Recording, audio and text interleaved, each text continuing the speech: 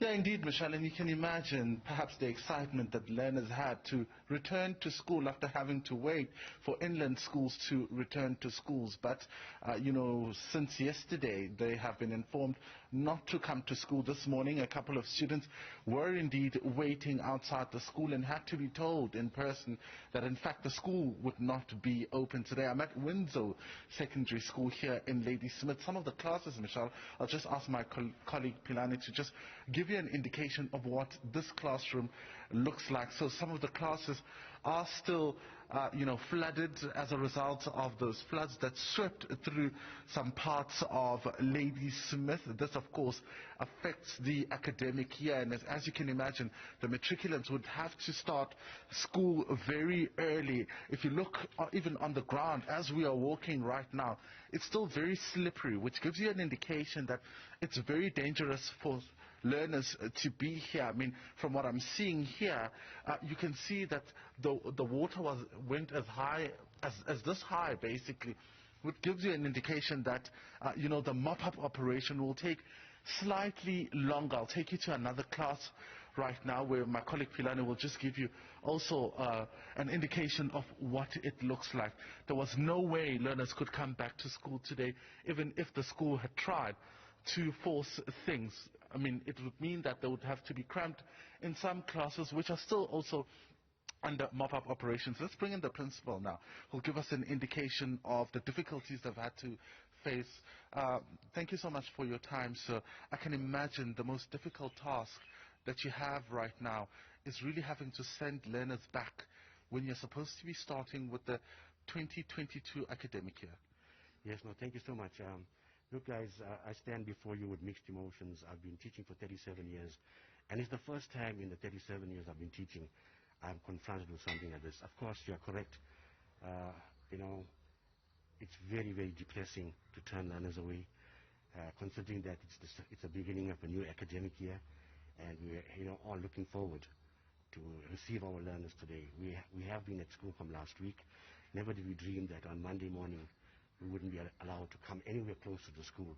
But via the media and on the social media platforms, we were able to see what was going on at the school. Fortunately enough, we did not, sit back and say, let's stay at home. We did go to our sister school here. Ladysmith Secondary would accommodate most of our educators. We had SMT meetings there as well as staff meetings to charter the way.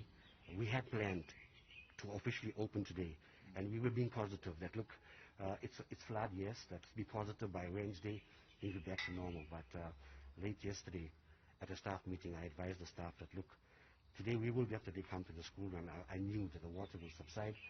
And right now, as you can see, rightfully, it's impossible. The school is not conducive for teaching and learning. But our priority right now is the release of the National Senior Certificate results, which we are going to do on Friday.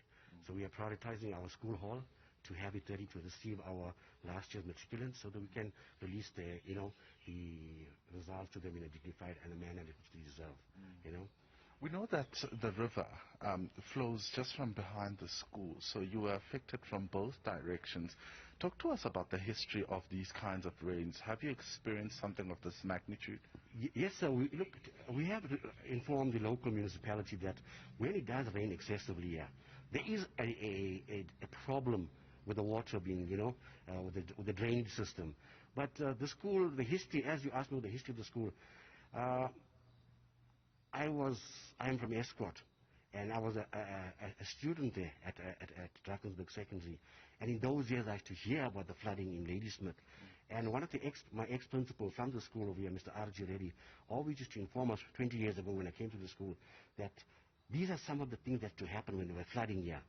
And then, of course, with the building of the dam, I'm not 100% sure, in the last 20 years there was nothing. So when it rained excessively recently, I never thought that we'd be, in a situation as we are today. But yes, there was a history of flooding of the school. The school is over 100 years old right now, and it's strong.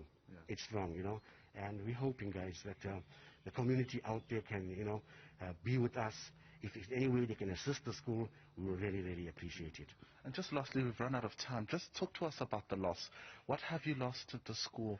The textbooks, and how much will it cost? Do you know? Well, look, that is I think before we closed school, teachers were going for marking, and we have our stock rooms which are on ground level as well. But I advise, I don't know, something gave me a sixpence to tell the teachers, please do not leave any valuable items on the floor.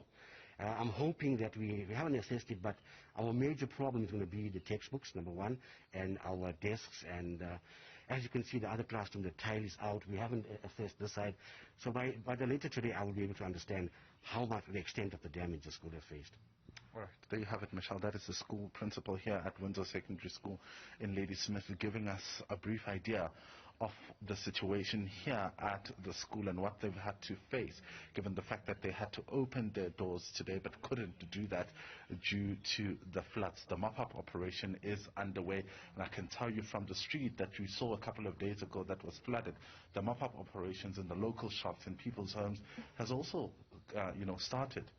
Yeah, absolutely, Linda. Not an ideal way to start the year 2022 academic year, given how much of school time we still need to make up for lost to the pandemic. Linda Mnisi, thanks very much for that update.